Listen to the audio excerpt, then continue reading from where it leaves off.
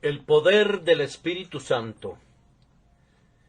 El poder del Espíritu Santo, Romanos 15:13. El poder es una prerrogativa especial y propia de Dios y sólo de Dios. 2 veces he oído esto, que de Dios es el poder. Dios es Dios y el poder le pertenece. Aunque delegue una porción de él a sus criaturas, sigue siendo su poder. El sol, aunque es como un esposo que sale de su tálamo, se alegra como gigante para correr el camino, sin embargo, no tiene poder para ejecutar sus movimientos, sino de la manera como lo dirige Dios. Las estrellas, aunque viajan en sus órbitas y nada las puede detener, no tienen ni poder ni fuerza excepto el que Dios les otorga diariamente. El alto arcángel, junto a su trono, que brilla más que un cometa resplandeciente, aunque es uno de aquellos que destacan en fuerza y que escucha la voz de los mandamientos de Dios, sin embargo no tiene sino el poder que su Creador le da. En cuanto a Leviatán, que en pos de sí hace resplandecer la senda, que parece que el abismo es cano, y Behemoth, que se bebe de un trago el Jordán, y se jacta de poder chupar ríos enteros. Esas criaturas majestuosas que se encuentran sobre la tierra deben su fortaleza a Él, que formó sus huesos de acero y sus miembros como barras de hierro. Y cuando pensamos en el hombre, si tiene fuerza o poder, todo eso es tan poco e insignificante que apenas si lo podemos considerar. Sí, cuando está en su punto más grande, cuando empuña su cetro, cuando está al mando de sus ejércitos, cuando gobierna naciones, aun así el poder le pertenece a Dios. Y es verdad, 2 veces he oído esto, que de Dios es el poder. Esta prerrogativa exclusiva de Dios se encuentra en cada una de las 3 personas de la gloriosa Trinidad. El Padre tiene poder, pues por su palabra fueron hechos los cielos y todo lo que contienen. Por su fuerza todas las cosas se mantienen y por él cumplen con su destino. El Hijo tiene poder, pues como su Padre, Él es el creador de todas las cosas. Sin Él no fue hecho nada de lo que ha sido hecho, y en Él todas las cosas subsisten. Y el Espíritu Santo tiene poder. Hoy voy a hablar acerca del poder del Espíritu Santo. Espero que puedan tener ustedes una ejemplificación práctica de ese atributo en sus propios corazones, cuando sientan que la influencia del Espíritu Santo está siendo derramada en mí y que estoy comunicando las palabras del Dios viviente a las almas de ustedes, y que esa influencia les sea otorgada también a ustedes, y que sientan sus efectos en sus propios espíritus. Consideraremos el poder del Espíritu Santo de 3 maneras en este día. Primero, las manifestaciones externas y visibles de ese poder. Segundo, las manifestaciones internas y espirituales de él. Y tercero, las obras futuras y esperadas derivadas de ese poder. Confío que de esta manera el poder del Espíritu se hará presente claramente en las almas de ustedes. Primero, entonces, debemos ver el poder del Espíritu en sus manifestaciones externas y visibles. El poder del Espíritu no ha estado inactivo, ha estado trabajando. Mucho ha sido hecho ya por el Espíritu de Dios, más de lo que pudiera haber sido logrado por ningún ser, excepto el infinito, eterno, todopoderoso Jehová, de quien el Espíritu Santo es una persona. Hay 4 obras que son los signos externos y manifiestos del poder del Espíritu: las obras de creación, obras de resurrección, obras de testimonio y las obras de gracia. De cada una de estas obras hablaré brevemente. Primero, el Espíritu ha manifestado la omnipotencia de su poder en las obras de la creación, pues aunque no se menciona frecuentemente en la Escritura, sin embargo, algunas veces la creación es atribuida al Espíritu Santo, así como también al Padre y al Hijo. La creación de los cielos se nos dice que es la obra del Espíritu de Dios. Esto lo verán de inmediato en las Sagradas Escrituras. Job 26:13. Su espíritu adornó los cielos, su mano creó la serpiente tortuosa. Se dice que todas las estrellas del cielo fueron colocadas en lo alto por el Espíritu, y una constelación particular llamada la serpiente tortuosa es señalada especialmente como el trabajo de sus manos. Él desata las ligaduras de Orión. Él ata con cadenas las dulces influencias de las Pléyades y guía a la Osa Mayor junto con sus hijos. Él hizo todas esas estrellas que brillan en el cielo. Los cielos fueron adornados por sus manos, y él formó a la serpiente tortuosa por su poder. Y así también muestra su poder en esos actos continuos de creación que todavía se realizan en el mundo, como el crear al ser humano y a los animales, su nacimiento y generación. Estos también se le asignan al Espíritu Santo. Si ven el Salmo 104, en los versículos 29 y 30, leerán: escondes tu rostro, se turban, les quitas el hálito, dejan de ser y vuelven al polvo. Envías tu espíritu, son creados, y renuevas la faz de la tierra. Así ven ustedes que la creación de todo hombre es la obra del Espíritu, y la creación de toda vida y toda carne. La existencia de este mundo se debe atribuir al poder del Espíritu, así como también el primer adorno de los cielos, o darle forma a la serpiente tortuosa. Y si ven en el primer capítulo del Génesis, allí notarán particularmente explicada esa peculiar obra de poder en el universo que fue llevada a cabo por el Espíritu Santo.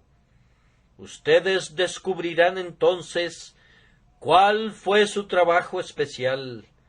En el versículo 2 del primer capítulo de Génesis leemos: y la tierra estaba desordenada y vacía, y las tinieblas estaban sobre la faz del abismo, y el Espíritu de Dios se movía sobre la faz de las aguas. No sabemos cuán remoto pueda ser el período de la creación de nuestra tierra, ciertamente muchos millones de años antes del tiempo de Adán. Nuestro planeta ha pasado por varias etapas de existencia y diferentes clases de criaturas han vivido en su superficie, todas ellas creadas por Dios. Pero antes que esa era llegara, en la que el ser humano sería su habitante principal y monarca, el Creador entregó el mundo a la confusión. permitió que los fuegos internos estallaran desde las profundidades y fundió toda la materia sólida, de manera que toda clase de sustancias estaban mezcladas en una vasta masa de desorden. El único nombre que se podría dar al mundo de entonces es que era una caótica masa de materia. ¿Cómo debió haber sido? No podrían ustedes adivinarlo o definirlo. La tierra estaba enteramente desordenada y vacía. Las tinieblas estaban sobre la faz del abismo, y el Espíritu de Dios se movía sobre la faz de las aguas. Llegó el Espíritu, y extendiendo sus anchas alas, ordenó a las tinieblas que se dispersaran, y al volar él sobre la tierra, todas las diferentes porciones de materia se colocaron en sus lugares, y ya no fue desordenada y vacía. Se volvió redonda como sus planetas hermanos y se puso en movimiento, cantando elevadas alabanzas a Dios, no de manera discordante como lo había hecho antes, sino como una grandiosa nota en la vasta escala de la creación. Milton describe muy bellamente este trabajo del Espíritu que establece el orden donde hay confusión, cuando el Rey de la Gloria, en su poderosa palabra y espíritu, vino para crear nuevos mundos. Sobre el piso celestial se detuvieron y desde la orilla contemplaron el vasto inmensurable abismo, tempestuoso como un mar, sombrío, desolado, salvaje, conmocionado hasta el fondo por vientos furiosos y por olas hinchadas como montañas, al asalto de las alturas del cielo para mezclar el polo con lo profundo. Silencio, ustedes, olas perturbadas, y tú, abismo, paz, dijo la palabra que todo crea. Pongan fin a sus discordias. Entonces sobre las aguas calmadas el Espíritu de Dios extendió sus alas creadoras e infundió virtud vital y calor vital a través de toda la masa fluida. Esto, vean ustedes, es el poder del Espíritu. Si hubiéramos visto a esa tierra en toda su confusión, hubiéramos dicho, ¿quién puede hacer un mundo de todo esto? La respuesta hubiera sido, el poder del Espíritu lo puede hacer. Con sólo extender sus alas como de paloma, él puede hacer que todas las cosas se junten. Por ello habrá orden en donde no había nada sino confusión. Y esto no es todo el poder del Espíritu.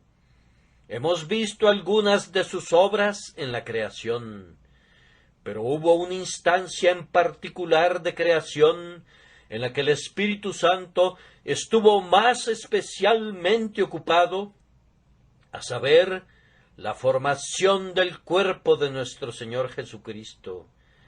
Aunque nuestro Señor Jesucristo nació de una mujer y fue hecho a semejanza de la carne pecadora, sin embargo, el poder que lo engendró estuvo enteramente en Dios, el Espíritu Santo, como lo expresan las Escrituras. El poder del Altísimo te cubrirá con su sombra.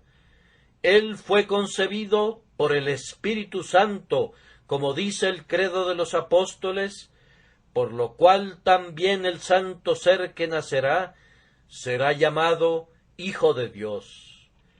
La estructura corporal del Señor Jesucristo fue una obra maestra realizada por el Espíritu Santo. Supongo que su cuerpo debe haber sobrepasado a todos los demás en belleza, que haya sido como el del primer hombre, justo el modelo de lo que el cuerpo será en el cielo, en donde resplandecerá en toda su gloria. esa estructura en toda su belleza y perfección fue modelada por el Espíritu. En su libro estaban diseñados todos sus miembros cuando todavía no habían sido creados. Él lo modeló y lo formó. Aquí, pues, tenemos otro ejemplo de la energía creativa del Espíritu. Una segunda manifestación del poder del Espíritu Santo se encuentra en la resurrección del Señor Jesucristo. Si alguna vez han estudiado este tema, pueden haberse sentido desconcertados al hallar que algunas veces la resurrección de Cristo se le atribuye a Él mismo. Por su propio poder y divinidad, Él no podía haber sido detenido por los lazos de la muerte, pero como Él voluntariamente entregó su vida, tenía poder para retomarla. En otra parte de la Escritura encontramos que la resurrección es atribuida a Dios el Padre, le levantó de los muertos, exaltado por la diestra de Dios, y así otros muchos pasajes similares. Pero también se dice en la Escritura que Jesucristo fue levantado de entre los muertos por el Espíritu Santo. Ahora bien, todas esas cosas son ciertas. Él resucitó por el Padre, porque el Padre dijo: suelten al prisionero, déjenlo ir. La justicia ha sido satisfecha. Mi ley ya no requiere más satisfacción.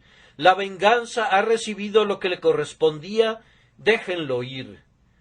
Aquí dio él un mensaje oficial que liberó a Jesús de la tumba. Fue levantado por su propia majestad y poder, porque él tenía el derecho de salir, y así lo sintió él, y por ello rompió las ataduras de la muerte. Él ya no podía ser retenido por ellas. Pero él fue levantado por el Espíritu en cuanto a esa energía que recibió su cuerpo mortal, por la cual se levantó de nuevo después de haber permanecido en su tumba por 3 días y noches.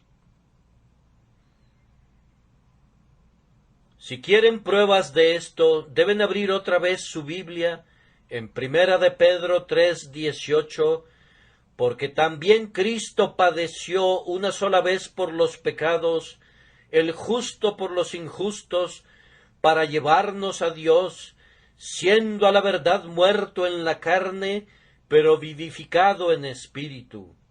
Y se puede encontrar otras pruebas en Romanos 8:11.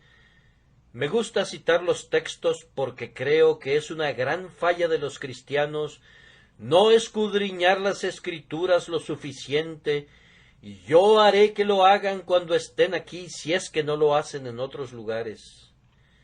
Y si el Espíritu de aquel que levantó de los muertos a Jesús mora en vosotros, el que levantó de los muertos a Cristo Jesús vivificará también vuestros cuerpos mortales por su Espíritu que mora en vosotros. La resurrección de Cristo, pues, fue efectuada por la agencia del Espíritu, y aquí tenemos una noble ilustración de su omnipotencia. Si hubieran podido entrar, como lo hicieron los ángeles, en la tumba de Jesús y ver su cuerpo durmiente, lo hubieran encontrado frío como cualquier otro cadáver. Si levantaran su mano, se desplomaría a un lado. Si hubieran podido mirar sus ojos, estarían vidriosos. Y allí se ve la lanzada mortal que debió acabar con su vida. Vean sus manos, no fluye la sangre, están frías e inmóviles. ¿Puede vivir ese cuerpo? ¿Puede levantarse? Sí, y ser un ejemplo del poder del Espíritu, porque cuando el poder del Espíritu llegó a él, al igual que cuando cayó sobre los huesos secos del valle, se levantó en la majestad de su divinidad, brillante y resplandeciente, que asombró a los vigilantes de manera que huyeron. Sí, se levantó para no morir más, sino para vivir para siempre, Rey de reyes y Príncipe de los reyes de la tierra. La tercera de las obras del Espíritu Santo que han demostrado su poder de manera maravillosa son las obras de testimonio. Con ello quiero decir las obras que atestiguan. Cuando Jesucristo fue bautizado en el río Jordán, el Espíritu Santo descendió sobre él en forma de paloma y lo proclamó el Hijo amado de Dios. Eso es lo que yo llamo una obra de testimonio. Y cuando después levantó al muerto, cuando sanó al leproso, cuando les habló a las enfermedades y éstas huyeron rápidamente, cuando salieron precipitadamente por millares los demonios de los que estaban poseídos, todo eso se hizo por el poder del Espíritu. El Espíritu habitaba en Jesús sin medida, y por ese poder se obraron todos esos milagros. Estas fueron obras de testimonio. Y cuando Jesús se fue, recordarán ese magistral testimonio del Espíritu que regresó como un poderoso viento estruendoso entre los apóstoles congregados, y se les aparecieron lenguas repartidas como de fuego, asentándose sobre cada uno de ellos, y fueron todos llenos del Espíritu Santo, y comenzaron a hablar en otras lenguas, según como el Espíritu les daba que hablasen. Y cómo también ellos hicieron milagros, cómo predicaban, cómo Pedro resucitó a Dorcas, cómo Pablo sopló la vida en Eutico, cómo se hicieron grandes milagros por los apóstoles, así como lo había hecho su Señor, de manera que se vieron grandes señales y prodigios llevados a cabo por el poder del Espíritu de Dios, y muchos creyeron. Después de eso, ¿quién dudará del poder del Espíritu Santo? Esos miembros de la secta de Socinio que niegan la existencia del Espíritu Santo y su absoluta personalidad, ¿qué van a hacer cuando los atrapemos mostrándoles las obras de creación, de resurrección y de testimonio? Están contradiciendo la Escritura, pero observen, es una piedra sobre la que si algún hombre cae, saldrá lastimado, pero si cae sobre él, como lo hará si se resiste, lo triturará hasta convertirlo en polvo. El Espíritu Santo tiene poder omnipotente, sí, el poder de Dios, porque Él es Dios. Una vez más, si queremos otro signo externo y visible del poder del Espíritu, podemos mirar a las obras de gracia. Vean una ciudad donde un adivino tiene el poder que ha proclamado él mismo como una gran persona. Un cierto Felipe entra y predica la palabra de Dios, y enseguida Simón el mago pierde su poder, y él mismo busca para sí el poder del Espíritu, imaginando que puede comprarse con dinero. Vean en tiempos modernos un país en donde los habitantes viven en miserables tiendas hechas de paja y se alimentan de reptiles y de otras criaturas semejantes. Obsérvenlos cómo se inclinan ante sus ídolos y cómo adoran a sus falsos dioses, y cómo están tan hundidos en la superstición y tan degradados que se llegó a debatir si tenían alma o no. Vean a un Robert Moffat, misionero en Sudáfrica por más de 50 años, que va con la palabra de Dios en su mano que él mismo tradujo al lenguaje de los bechuanas, óiganlo predicar con la capacidad de expresión que le da el Espíritu, acompañando esa palabra con poder. Ellos arrojan a un lado sus ídolos, odian y aborrecen sus costumbres anteriores, construyen casas en donde ellos habitan, se visten y ahora tienen una mente recta. Rompen el arco y parten la lanza en pedazos. La gente incivilizada se vuelve civilizada. El salvaje se vuelve educado. El que no sabía nada comienza a leer las Escrituras. De esta manera, por boca de aquellos que fueron salvajes, Dios atestigua el poder de su poderoso Espíritu. Tomen una casa en esta ciudad, y los podríamos llevar a muchas de esas casas. El padre es un borracho, un hombre que vive en una condición desesperada. Véanlo en su locura, y ustedes preferirían encontrarse con un tigre sin cadenas que con un hombre así.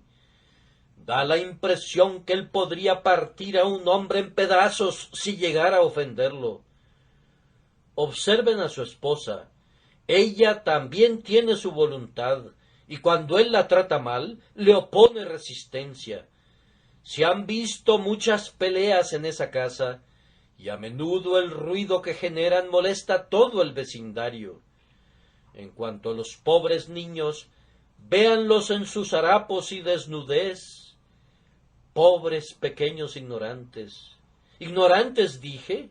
Están siendo instruidos, y muy bien instruidos, en la escuela del demonio, y están creciendo para ser herederos de la condenación. Pero alguien a quien Dios ha bendecido por su Espíritu es guiado a esa casa.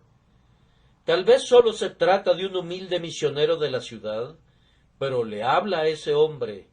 Oh, dice, ven y escucha la voz de Dios. Y ya sea por su propio mensaje o por la predicación del ministro, la palabra, que es eficaz y poderosa, corta el corazón del pecador. Las lágrimas corren por sus mejillas como nunca se había visto antes. Tiembla y se estremece. El hombre fuerte se inclina. El hombre poderoso tiembla, y esas rodillas que nunca temblaron comienzan a tambalearse. Ese corazón que nunca se acobardó ahora comienza a temblar ante el poder del Espíritu. Se sienta en una humilde banca junto al penitente, deja que sus rodillas se doblen, mientras que sus labios pronuncian la oración de un niño, pero aunque es la oración de un niño, es la oración de un hijo de Dios. Le cambia su carácter. Observen el cambio en su casa. Su mujer se vuelve una señora decente. Esos niños son el crédito de la casa, y a su debido tiempo crecen como ramas de olivo alrededor de su mesa, adornando su casa como piedras preciosas. Si pasan por esa casa, no escucharán ruido ni peleas, sino cánticos de Sión. Véanlo, no más orgías de borracho. Ha vaciado su última copa y ahora, renunciando a lo anterior, viene a Dios y es su siervo. Ahora ya no escucharán a la medianoche el grito de las bacanales, pero si se oyera un ruido, sería el sonido de un solemne himno de alabanza a Dios. Y entonces, ¿acaso no hay algo así como el poder del Espíritu? Sí, y estos seres deben haberlo experimentado y visto. Conozco un pueblo que fue una vez el más profano de Inglaterra, un pueblo inundado de borrachos y de libertinos de la peor clase, donde era casi imposible que un viajero honesto se detuviera en una posada sin ser molestado por las blasfemias, un lugar notorio por sus incendiarios y por sus ladrones. Un hombre, el jefe de todos, escuchó la voz de Dios. El corazón de ese hombre fue quebrantado. Todos sus pandilleros vinieron también para escuchar la predicación del Evangelio y se sentaron y parecían reverenciar al predicador como si fuera un Dios y no un hombre. Estos hombres fueron cambiados y reformados, y todo aquel que conoce ese lugar afirma que un cambio así no hubiera podido ocurrir nunca, sino sólo mediante el poder del Espíritu Santo. Dejen que se predique el Evangelio y que sea derramado el Espíritu, y verán que tiene un poder tal como para cambiar la conciencia, para mejorar la conducta, para levantar al degradado, para castigar y reprimir la maldad de la raza, y ustedes deben gloriarse en eso. Digo, nada hay como el poder del Espíritu. Tan solo déjenlo entrar y seguramente todo puede lograrse. Ahora, el segundo punto, el poder interior y espiritual del Espíritu Santo. Lo que ya he mencionado puede ser visto. De lo que estoy a punto de hablar debe ser sentido, y ningún hombre entenderá verdaderamente lo que digo a menos que lo sienta. Lo visible, aun el infiel debe confesarlo. Lo visible, el más grande blasfemo no puede negarlo. Habla la verdad, pero de este poder interior alguien se reirá con entusiasmo y otro dirá que no es sino la invención de nuestras fantasías febriles. Sin embargo, tenemos una palabra de testimonio más segura que todo lo que ellos puedan decir. Tenemos un testigo en nuestro interior. Sabemos que es la verdad y no tenemos miedo de hablar del poder interno espiritual del Espíritu Santo. Observemos 2 o 3 cosas en las que el poder interior y espiritual del Espíritu Santo se puede ver muy grandemente y alabarlo. Primero, el Espíritu Santo tiene poder sobre los corazones de los hombres. Ahora bien, los corazones de los hombres son difíciles de impresionar. Si quieres interesarlos en cualquier objeto mundano, lo puedes lograr. Una palabra engañosa puede ganar el corazón de un hombre, un poco de oro puede ganar el corazón de un hombre, un poco de fama y un poco de clamor del aplauso puede ganar el corazón de un hombre, pero no hay ningún ministro que respire que pueda ganar el corazón de un hombre por sí mismo. Puede ganar sus oídos y hacer que lo escuchen. Puede ganar sus ojos y hacer que se fijen en él. Puede ganar la atención, pero el corazón es muy resbaloso. Sí, el corazón es un pez que no se deja atrapar por los pescadores del Evangelio. Pueden algunas veces jalarlo casi fuera del agua, pero viscoso como una anguila se resbala entre sus dedos y después de todo no lo capturan. Muchos hombres se han imaginado que han capturado el corazón, pero se han desengañado. Se necesita un hábil cazador para atrapar al ciervo en las montañas. Es demasiado rápido para que el pie humano pueda acercársele. Sólo el Espíritu tiene el poder sobre el corazón del hombre. ¿Alguna vez han probado ustedes su poder en un corazón? Si un hombre piensa que un ministro puede convertir el alma, me gustaría que lo intentara. Déjenlo que vaya y sea un maestro de la escuela dominical. Dará su clase, tendrá los mejores libros que puedan obtenerse, tendrá las mejores reglas, instalará sus murallas alrededor de su Sebastopol espiritual. tomará al mejor muchacho de su clase, y mucho me equivoco si ese muchacho no estará cansado en una semana.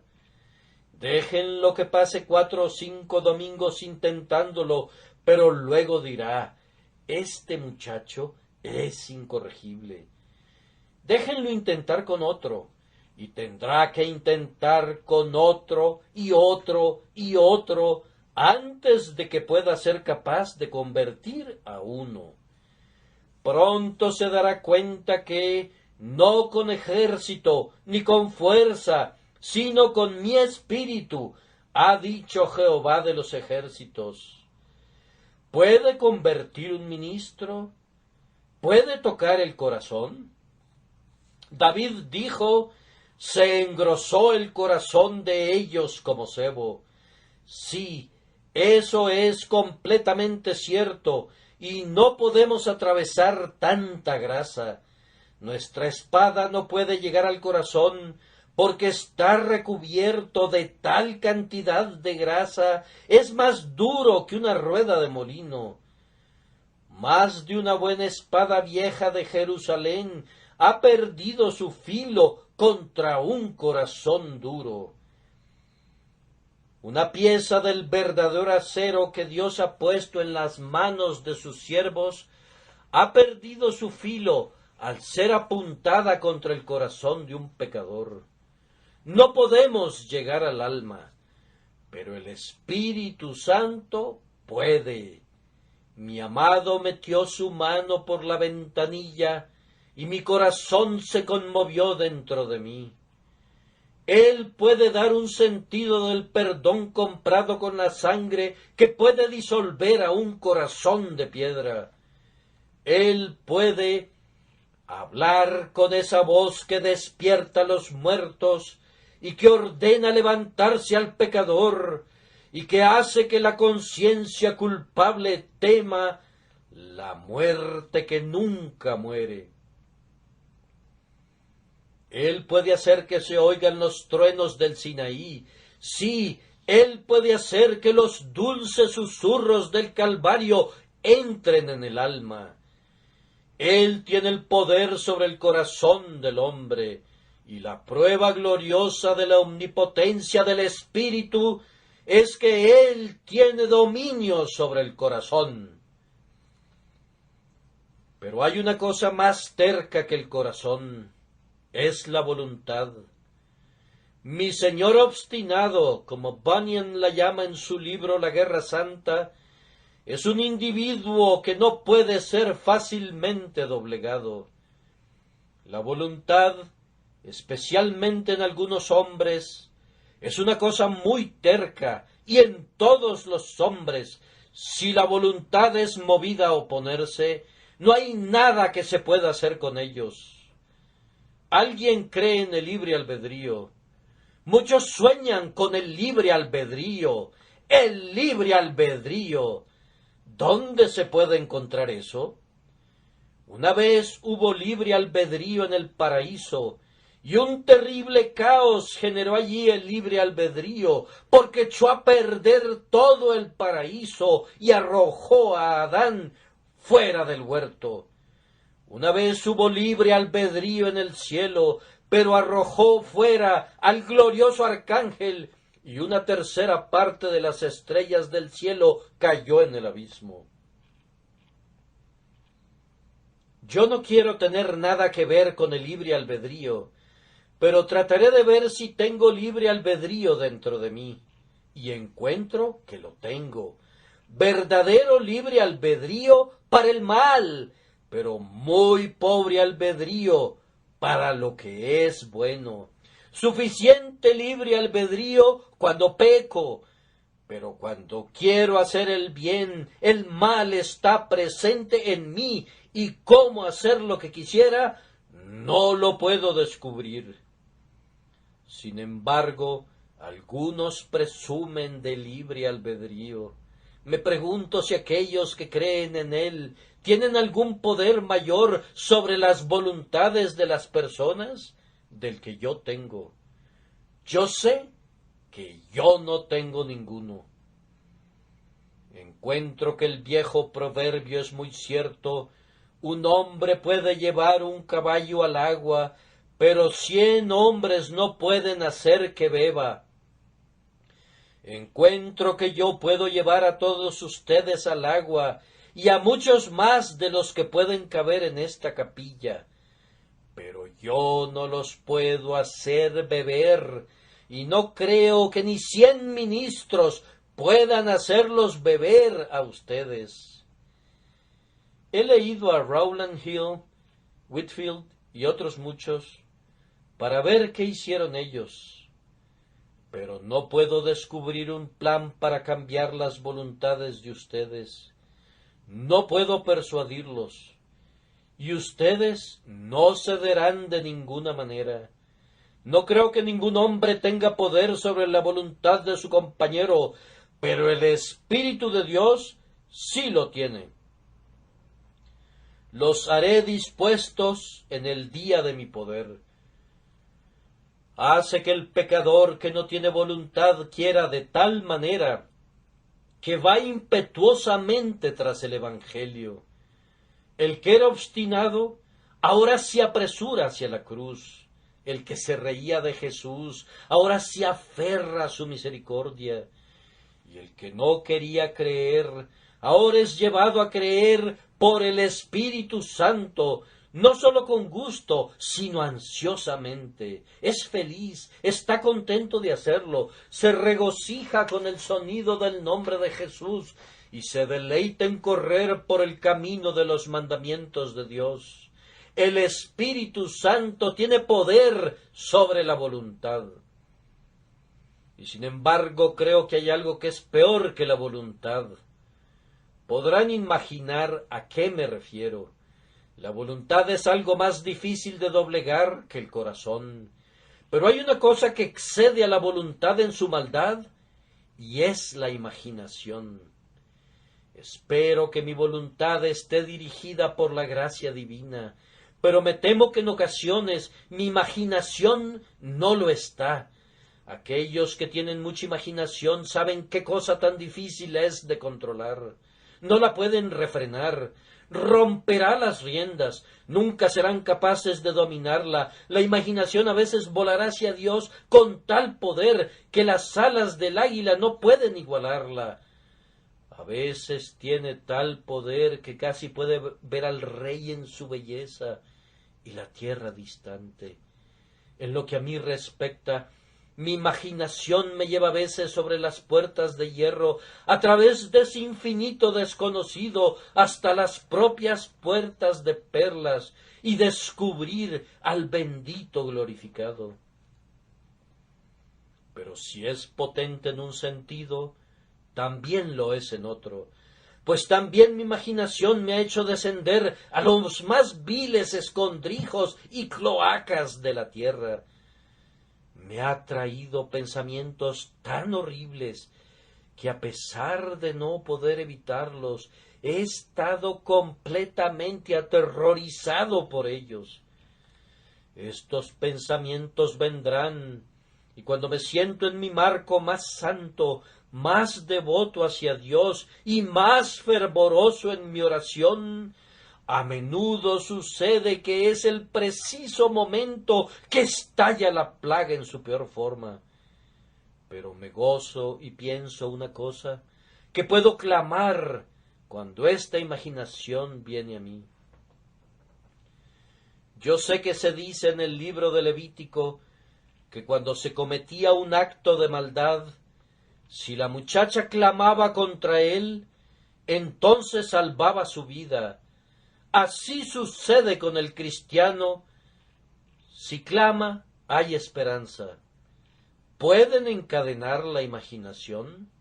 No, pero el poder del Espíritu Santo sí puede.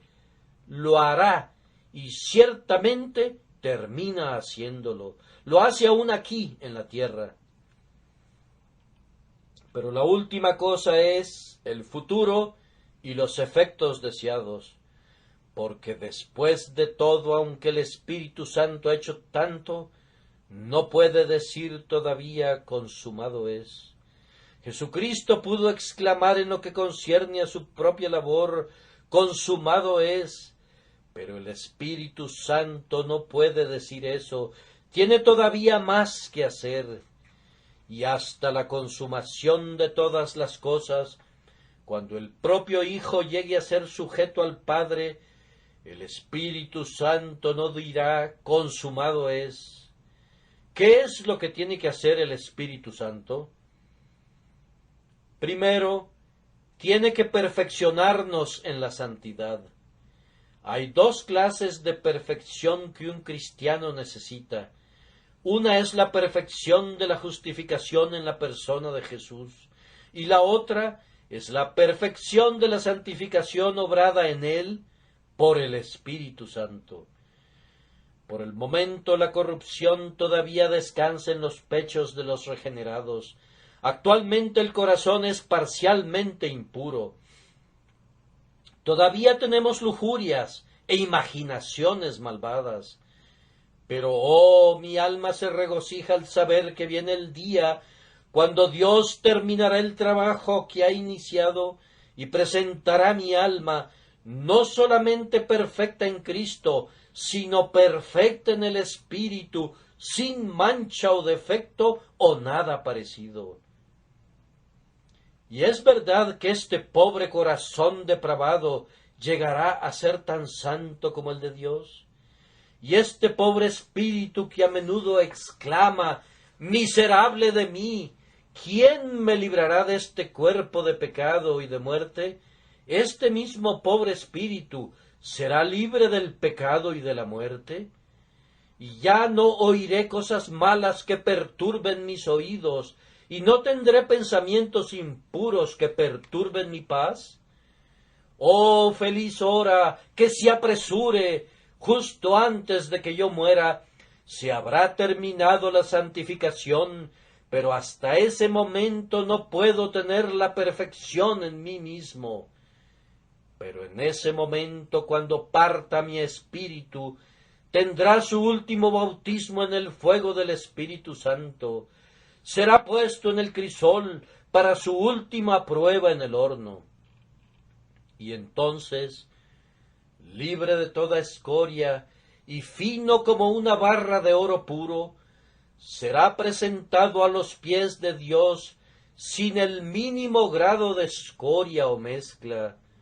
Oh hora gloriosa, oh momento bendito.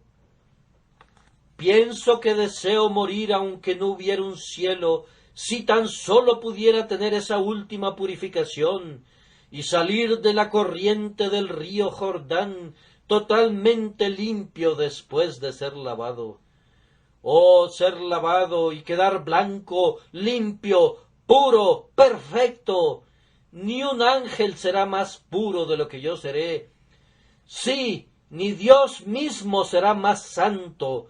Seré capaz de decir en un sentido doble, gran Dios, soy limpio, por medio de la sangre de Jesús soy limpio, y a través de la obra del Espíritu también soy limpio. ¿No debemos ensalzar el poder del Espíritu Santo que nos hace aptos para estar ante nuestro Padre en el cielo?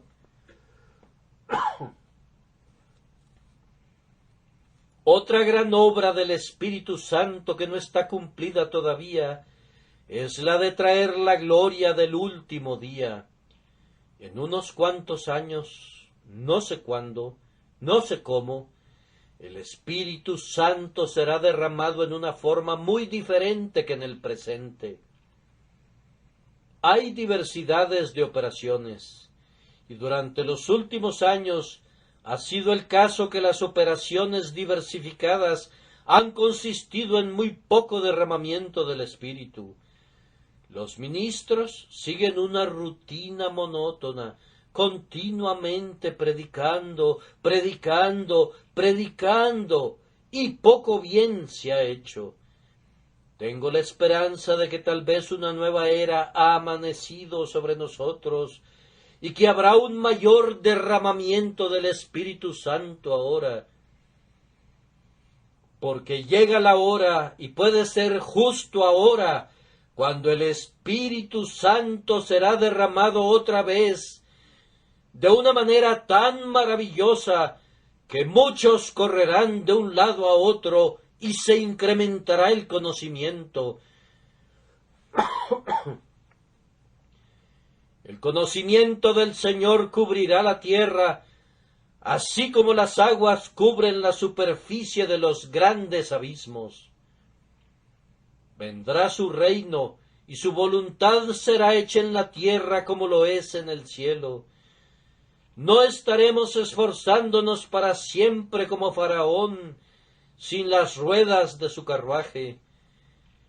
Mi corazón se alegra, y mis ojos brillan con el pensamiento de que muy probablemente viviré para ver cómo se vierte así el Espíritu cuando los hijos y las hijas de Dios otra vez profetizarán, y los jóvenes verán visiones, y los ancianos soñarán sueños. Tal vez no habrá dones milagrosos, porque no serán requeridos, pero sin embargo habrá tal cantidad milagrosa de santidad, tal extraordinario fervor de oración, tal real comunión con Dios, y tanta religión vital, y tanta difusión de las doctrinas de la cruz, que todo mundo verá que verdaderamente el Espíritu es derramado como agua, y las lluvias descienden de arriba. Oremos por eso, laboremos continuamente por eso, y busquemos lo de Dios.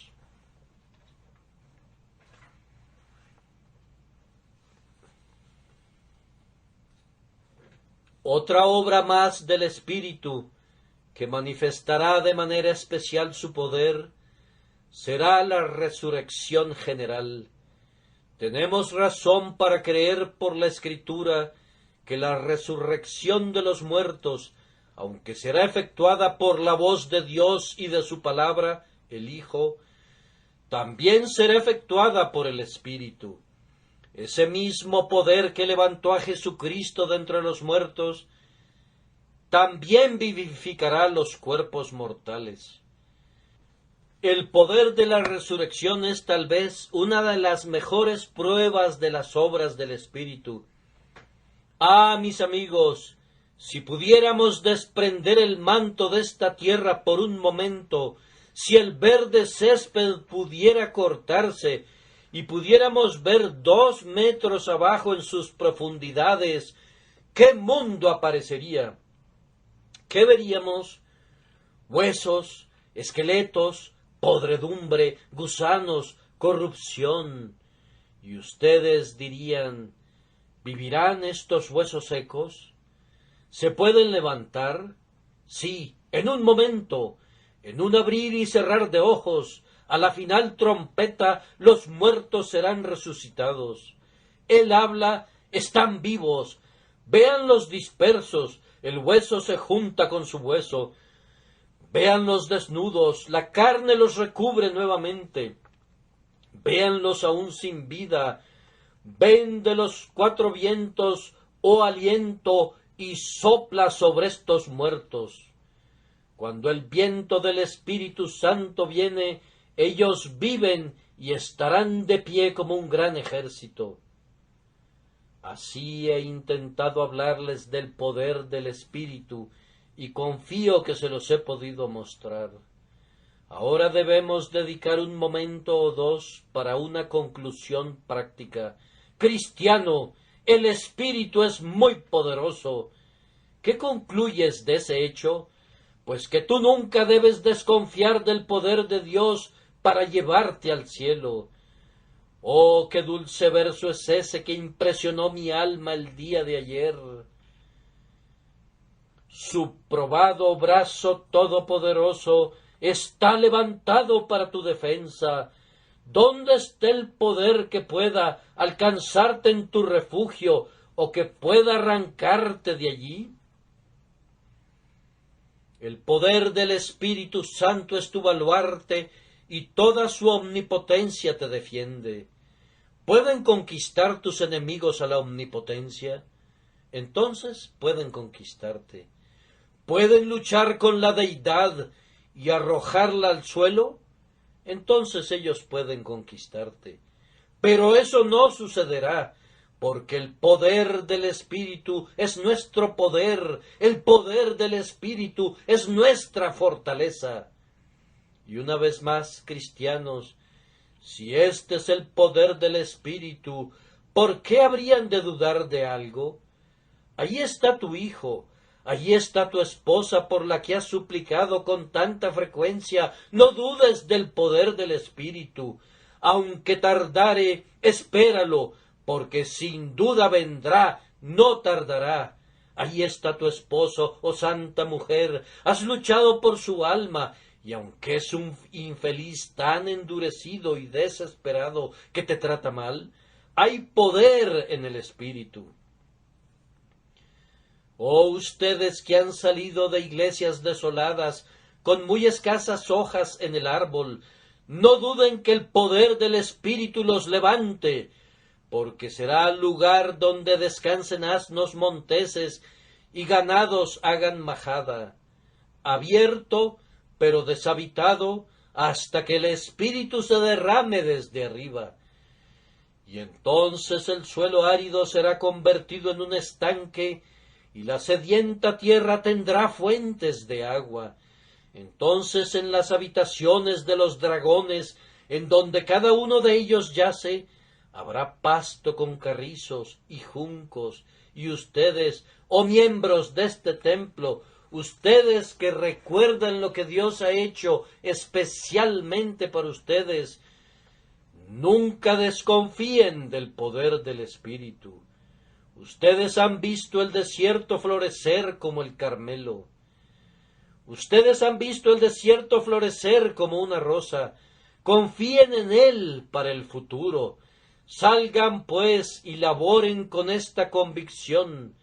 El poder del Espíritu Santo es capaz de todo. Vayan a su escuela dominical.